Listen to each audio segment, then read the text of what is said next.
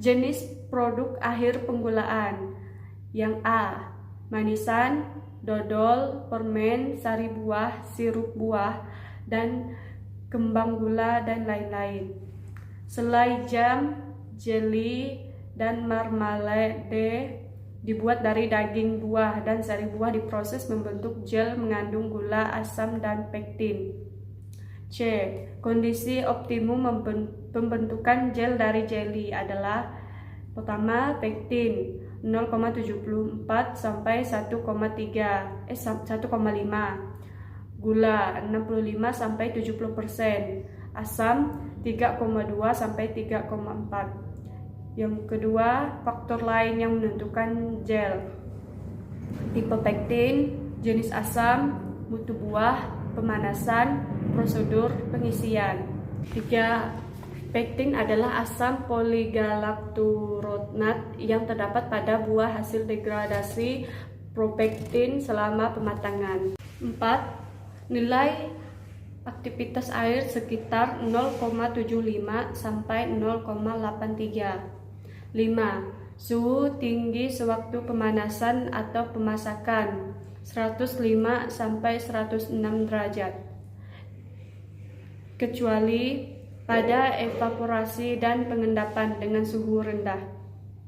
6. Tekanan gas oksigen yang rendah selama penyimpanan, misalnya pada pengisian panas ke dalam wadah yang kedap udara.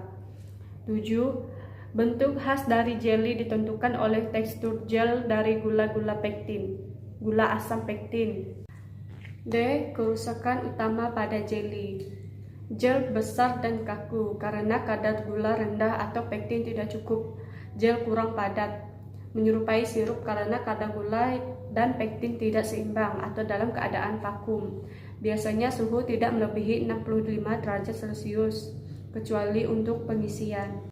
Jam, jeli, dan marmalade pada umumnya dibuat dari daging atau sari buah yang diproses menyerupai gel dan mengandung gula, asam, dan pektin.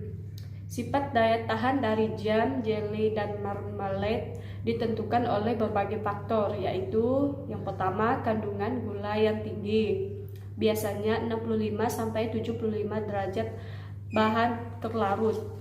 Yang kedua, keasaman tinggi, pH sekitar 3,1 sampai 3,5. Yang ketiga, nilai AW sekitar 0,75 sampai 0,83. Keempat, suhu tinggi sewaktu pemanasan atau pemasakan 105 sampai 106 derajat Celcius, kecuali pada evaporasi dan pengendapan dengan suhu rendah.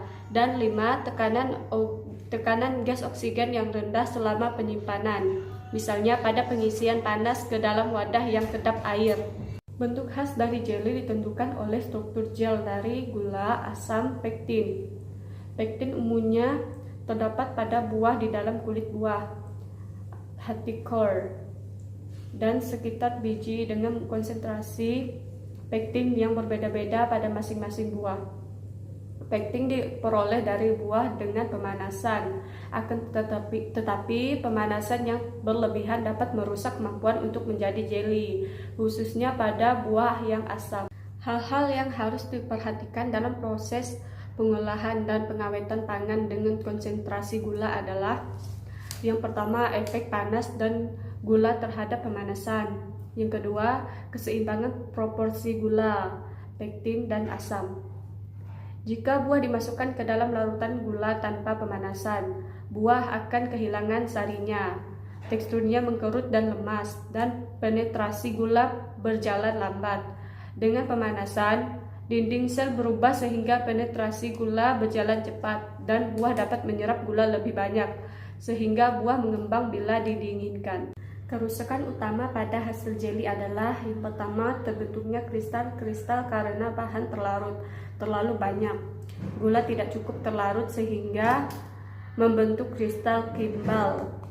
Kedua, gel besar dan kaku disebabkan oleh kadar gula yang rendah atau pektin yang tidak cukup.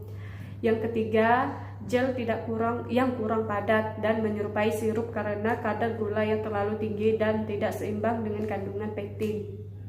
Yang keempat, pengeluaran air dari gel karena kebanyakan asam.